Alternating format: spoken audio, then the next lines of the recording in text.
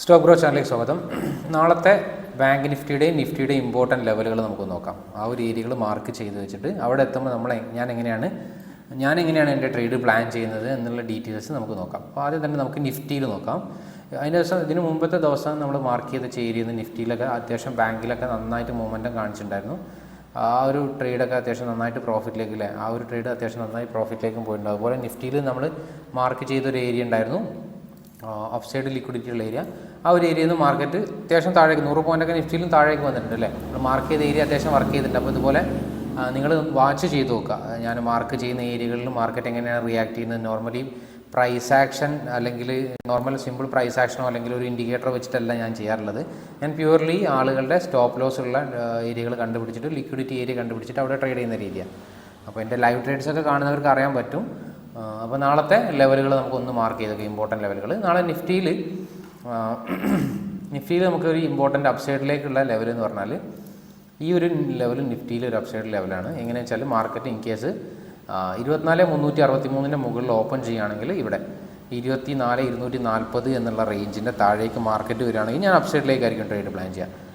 അല്ലാതെ മാർക്കറ്റ് ചിലപ്പോൾ ഇനി ഓപ്പൺ ചെയ്യുന്ന ഏരിയ ചിലപ്പോൾ ഈ ഒരു ഏരിയയിലേക്കാണെങ്കിൽ 24,200 താഴെയാണെങ്കിലും ഞാൻ അപ്സൈഡിലേക്കായിരിക്കും പ്ലാൻ ചെയ്യുക. ഡയറക്റ്റ് മാർക്കറ്റ് ഓപ്പൺ ചെയ്യുന്നത് തന്നെ 24,200 താഴേക്കാണ് ഓപ്പൺ ചെയ്യുന്നതെങ്കിൽ ഈ ഒരു ഏരിയയും ഞാൻ ഇമ്പോർട്ടൻ്റ് ആയിട്ട് കൺസിഡർ ചെയ്യും. ഇവിടെ എത്തുമ്പോഴും ഞാൻ അപ്സൈഡിലേക്കായിരിക്കും പ്ലാൻ ചെയ്യാം. ഓക്കെ, അതാണ് ഒരു ലെവൽ എന്ന് പറഞ്ഞാൽ.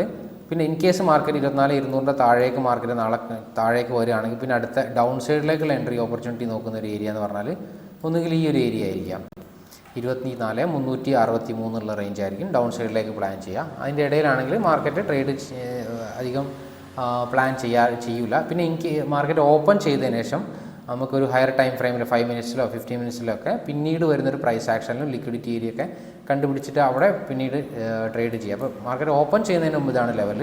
അതുപോലെ ബാങ്ക് നിഫ്റ്റിയിൽ നമുക്ക് നോക്കാം. ബാങ്ക് നിഫ്റ്റിയിൽ ഇമ്പോർട്ടൻ്റ് ആയിട്ടുള്ള ഏരിയ എന്ന് പറഞ്ഞാൽ ഒരു ഏരിയ, ഈ ഒരു ഏരിയ ഇമ്പോർട്ടൻ്റ് ആണ്. മാർക്കറ്റ് എന്താ പറയുക 52,732. ഈ 52,732 മുകളിലേക്ക് മാർക്കറ്റ് മൂവ് ചെയ്യുകയാണെങ്കിൽ ഞാൻ നാളെ ഡൗൺ സൈഡിലേക്ക് ചെറിയൊരു കറക്ഷന് വേണ്ടിയിട്ട് ചെറിയൊരു ലോൻ്റെ ഒക്കെ താഴെ ടാർഗറ്റ് വെക്കാൻ പറ്റിയ രീതിയിലുള്ള ട്രേഡ് പ്ലാൻ ചെയ്യും. ഓവറോൾ മാർക്കറ്റ് ബുള്ളിഷാന്ന് നിങ്ങൾക്കറിയാം. അപ്പോൾ ഏറ്റവും കൂടുതൽ നമുക്ക് ബുള്ളിഷ് ട്രേഡ് ഓപ്പർച്യൂണിറ്റിയാണ് നോക്കുന്നത് നല്ലത്. എനിക്ക് ഇൻ കേസ് കൗണ്ടർ ട്രേഡുകളും പലപ്പോഴും നന്നായിട്ട് വർക്ക് ചെയ്യാറുണ്ട്. എസ്പെഷ്യലി മാർക്കറ്റ് ഡൗൺ സൈഡിലേക്ക് വരുന്ന സമയത്ത് നല്ല പ്രോഫിറ്റും വരാറുണ്ട്. അപ്പോൾ ഈ ഒരു ഏരിയ 52,732 മുകളിലേക്കായിരിക്കും കൺസിഡർ ചെയ്യുക. പിന്നെ അതിൻ്റെ മുകളിലുള്ളൊരു ഏരിയ എന്ന് പറഞ്ഞാൽ 53,188. ഈ ഒരു ഏരിയൻ്റെ മുകളിലേക്ക് മാർക്കറ്റ് പോകുകയാണെങ്കിലും താഴേക്ക് ഞാൻ ട്രേഡ് പ്ലാൻ ചെയ്യും. പിന്നെ അപ്സൈഡിലേക്ക് പ്ലാൻ ചെയ്യുന്ന ഏരിയ എന്ന് പറഞ്ഞാൽ ഈ ഒരു area market in case market 52,732 മുകളിലേക്ക് മാർക്കറ്റ് പോവുകയാണെങ്കിൽ നമുക്ക് എന്താണ് ഈ ഒരു ഏരിയയും 52,246 എന്നുള്ള ഇമ്പോർട്ടൻ്റ് ഏരിയ നമുക്ക് കൺസിഡർ ചെയ്യാം. അതുപോലെ മാർക്കറ്റ് ഈ ഒരു ഏരിയ എത്രയാണ് 53,109 ഈ ഒരു ഏരിയൻ്റെ താഴേക്ക് വരികയാണെങ്കിലും അപ്സൈഡിലേക്ക് ഞാൻ പ്ലാൻ ചെയ്യും. അതാണ്.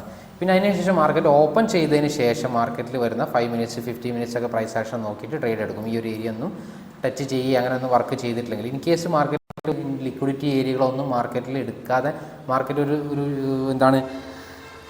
ഒരു കൺസോൾട്ടേഷൻ സ്റ്റേജിലാണെങ്കിൽ ഞാൻ ട്രേഡ് പ്ലാൻ ചെയ്യില്ല. നിങ്ങൾക്കറിയാം ഓപ്ഷൻ ബൈയിങ്ങിൽ നമുക്ക് വേണ്ടത് മൊമെൻ്റമാണ്. നമ്മൾ ട്രേഡ് എടുത്തതിന് ശേഷം മാർക്കറ്റ് നന്നായിട്ട് ഫാസ്റ്റായിട്ട് മൂവ് ചെയ്താൽ മാത്രമേ നമുക്ക് പ്രോഫിറ്റ് കിട്ടുള്ളൂ. ഇൻ കേസ് മാർക്കറ്റ് ചില സമയത്ത് നമ്മൾ ട്രേഡ് എടുത്തതിന് ശേഷം അവിടെ നിന്നാൽ പോലും നമുക്ക് പലപ്പോഴും ലോസ് വരും.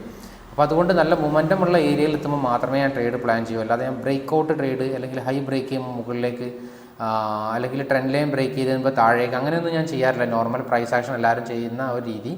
കാരണം ഏറ്റവും കൂടുതൽ ഓർഡേഴ്സ് റീറ്റെയിൽ ട്രേഡേഴ്സിൻ്റെ എന്താവുന്ന ഏരിയകളാണ് അത്തരം ഏരിയകൾ. അപ്പോൾ അവിടെ നമ്മളും കൂടി ചാടി കയറി കഴിഞ്ഞാൽ വലിയൊരു മൊമെൻറ്റം കാണിക്കാറില്ല പൊതുവേ.